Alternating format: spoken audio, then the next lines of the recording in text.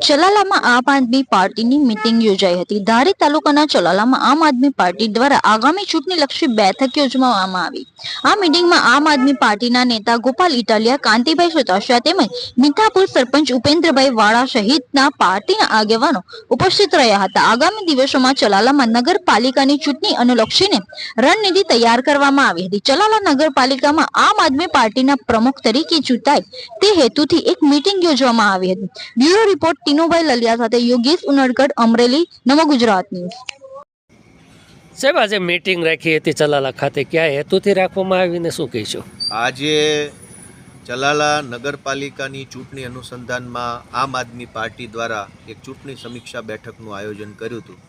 આ બેઠકમાં અમારા આગેવાન શ્રી ઉપેન્દ્રભાઈ વાળા, અમારા લોકસભાના પ્રમુખ શ્રી કાંતિભાઈ સતાસિયા, નિકુંજભાઈ સાવલિયા સહિત અમારી ટીમના તમામ હોદ્દેદારો ઉપસ્થિત રહી અને ચલાલા નગરપાલિકાની ચૂંટણીમાં આમ આદમી પાર્ટી તમામ સીટો ઉપર ઉમેદવારો ઊભા રાખી પૂરી તાકાતથી લડે અને નગરપાલિકાના પ્રમુખ બનાવે તે બાબતની રણનીતિ નક્કી કરવામાં આવી છે।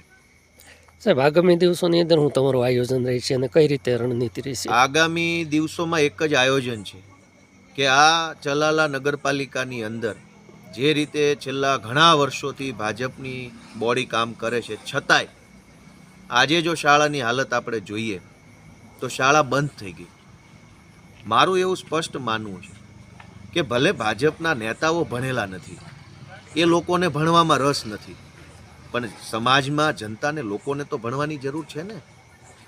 તો એમણે ભાજપના ગૃહમંત્રી અભણ છે એટલે એ લોકો એવું વિચારે છે કે હવે કોઈને ભણવાની જરૂર નથી, અમારે અમારા છોકરા ભણાવવા છે, તલાળાની જનતાએ પોતાના બાળકો ભણાવવા છે, ક્યાં ભણાવવા મોકલવાના? ભાજપના નેતાઓના બંગલા આલિશાન બની ગયા પણ ચલાલાનું સરકારી દવાખાનું ખંડેર થઈ ગયું। એવું કેમ? તો એ વસ્તુના કારણે જનતામાં રોષ છે કે જે ભાજપવાળાને આટલા વર્ષો સુધી વોટ આપ્યા એમણે એમના બંગલા બની ગયા, ફાર્મ હાઉસો બની ગયા, એમના છોકરા વિદેશોમાં ભણવા મોકલી દીધા અને ચલાલાની જનતા માટે નહીં સારું દવાખાનું, નહીં સારો રોડ, સાફ સફાઈના અનેક પ્રશ્નો, સફાઈ કામદારોના અલગ પ્રશ્નો, સ્કૂલની તો વાત જ છોડો, સ્કૂલ જ નથી હવે તો ક્યાં ભણવા જવાનું? તો આ બધા પ્રશ્નોને લઈને આમ આદમી પાર્ટી અવાજ ઉઠાવે છે, ચૂંટણી લડે છે અને ચલાલાની અંદર પરિવર્તન આવે તે માટે આજે અમે આ મિટિંગ કરી છે। સાહેબ, આપનું નામ શું છે? આજે ચલાલા ખાતે આમ આદમી પાર્ટી દ્વારા મીટિંગ રાખવામાં આવી, શું કહીશું? કાંતિભાઈ સતાસિયા મારું નામ છે। આમ આદમી પાર્ટીમાં હું લોકસભાનો ઇન્ચાર્જ છું। સ્થાનિક સૌરાષ્ટ્રની ચૂંટણી છે નગરપાલિકા જિલ્લાની અંદર જાફરાબાદ, રાજુલા, સલાલા અને લાઠી આજે નગરપાલિકાની ચૂંટણી હમણાં આવે છે જાન્યુઆરીમાં। એના અનુસંધાને આજે અમારા રાષ્ટ્રીય પાર્ટીના જોઈન્ટ સેક્રેટરી ભાઈ શ્રી ગોપાલભાઈ અને અમારી ટીમ આજે લાઠી મિટિંગ કરી હતી અને અહીંયા મુલાકાત માટે આવ્યા હતા।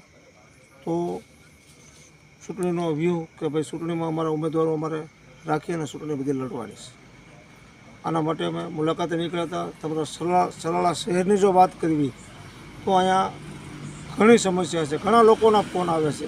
આ બધા રાક્ષસો કોરકોલીને નગરપાલિકાનો કબજો જમાવીને ખાઈ ગયા છે, ચલાલાને આખું વેરણ શેરણ કરી નાખ્યું છે। પશુ દવાખાનું હોય, આવડા મોટા ચલાલા સિટીમાં શિક્ષણમાં વિચાર તો કરો 11-12 ધોરણનો હોય, પ્રાથમિક શાળાના બાળકો મીઠાપુરમાં અભ્યાસ કરવા જાય, આથી બીજી ચલાલાની કમનસીબી શું કહેવાય? આ તો દાન મહારાજની ભૂમિ છે।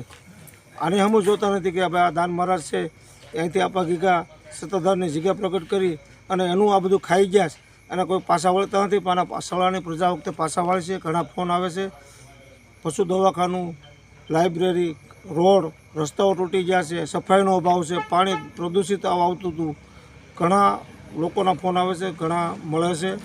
તો નગરપાલિકાના અનુસંધાનમાં અમે આજે ચલાલામાં આવ્યા હતા અને આ દૂષણોને અહીંથી કાઢવાના છે, એટલા માટે અમે અનુસંધાને જ મળવા આવ્યા હતા।